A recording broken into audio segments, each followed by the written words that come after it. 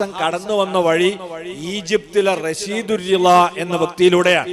അദ്ദേഹത്തിന്റെ തഫ്സീറുൽ മനാർ എന്ന ഒരു ഗ്രന്ഥവും അദ്ദേഹത്തിന്റെ മജല്ലത്തുൽ മനാർ എന്ന പേരുള്ള മാസികയുമാണ് ഇവിടത്തെ ആളുകൾ വഹാബിസത്തിലേക്ക് ആകൃഷ്ടരാകാൻ കാരണക്കാരായത്. ആ തഫ്സീറുൽ മനാറിന്റെ 9-ാം വാല്യം 313-ാമത്തെ പേജിൽ റഷീദുർ റിള തന്നെ പറയുന്നു, ആരാണ് അറബേതര ഭാഷയിലേക്ക് ജുമാ ഖുത്ബ ആദ്യമായി നിർവഹിക്കാൻ മുന്നോട്ട് വന്നത്. അദ്ദേഹം പറയുന്നു, ലാ യസാലൂന യഖറഊനൽ ഖുർആന വ അദ്കാറസ് സ്വലാത്തി വൽ ഹജ്ജി വൽ ഹജ്ജി ബിൽ അറബിയ്യ. ലോക മുസ്ലിമീങ്ങളെല്ലാം പരിശുദ്ധ ഖുർആൻ പാരായണം ചെയ്തത്, ഹജ്ജിന്റെയും നിസ്കാരത്തിന്റെയും ദിക്ർ ചൊല്ലിയത് അതൊക്കെ അറബി ഭാഷയിലായിരുന്നു. വകദാലിക ഖുതുബത്തുൽ ജുമുഅത്തി വൽ ഈദൈൻ. അതേ പ്രകാരം തന്നെ ജുമുഅയുടെ 2 ഖുതുബയും 2 പെരുന്നാളിന്റെ ഖുതുബയും അറബിയിലാണ് ലോക മുസ്ലിമീങ്ങൾ ചെയ്തു പോന്നിട്ടുള്ളത്. ഇല്ലാ മാ ശദ്ദത്ത് ബിഹി അൽ ഹുകൂമത്തുൽ കമാലിയത്തു തുർക്കിയ.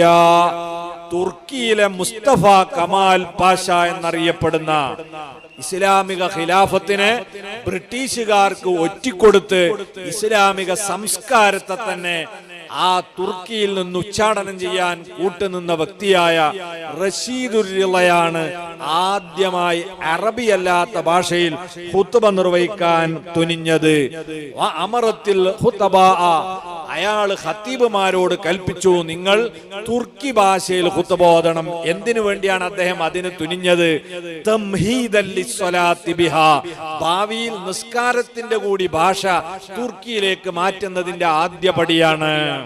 അതെന്താ കാരണം?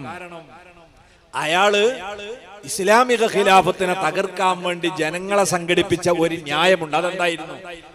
അറബ് ദേശീയതയുടെ പിന്നിൽ നമ്മൾ പോകേണ്ടവരല്ല, നമ്മൾ തുർക്കികളാണ്. അതുകൊണ്ട് തന്നെ അറബ് നാട്ടിൽ നിന്ന് വന്ന ഖിലാഫത്തിനെ നമ്മൾ വലിച്ചെറിയണം, നമ്മൾ തുർക്കി ദേശീയതയിലേക്ക് വരണം. അതുകൊണ്ട് ഇസ്ലാമിന്റെ ആരാധനകളുടെ ഭാഷയെല്ലാം തുർക്കിയിലേക്ക് മാറ്റണം എന്ന് പറഞ്ഞ് പർദ്ദ വലിച്ചെറിഞ്ഞ, തൊപ്പി നിരോധിച്ച, പള്ളികൾ പൊളിച്ച് അത് കള്ളിൻ ഷാപ്പാക്കിയ വ്യക്തിയാണ് ഈ മുസ്തഫ കമാൽ. അയാൾ കൊണ്ടുവന്ന ഒരാശയമാണ് അറബേതര ഭാഷയിലെ ജുമാ ഖുത്ബ. അത് പാടില്ല എന്ന് പറയാനുള്ള കാരണം എന്താ? ഇസ്ലാമിലെ പ്രത്യേകമായ രീതിയും രൂപവും മതം നിശ്ചയിച്ചു തന്നിട്ടുള്ള ഇബാദത്തുകളെ മാറ്റുന്നത് അനാചാരമാണ്.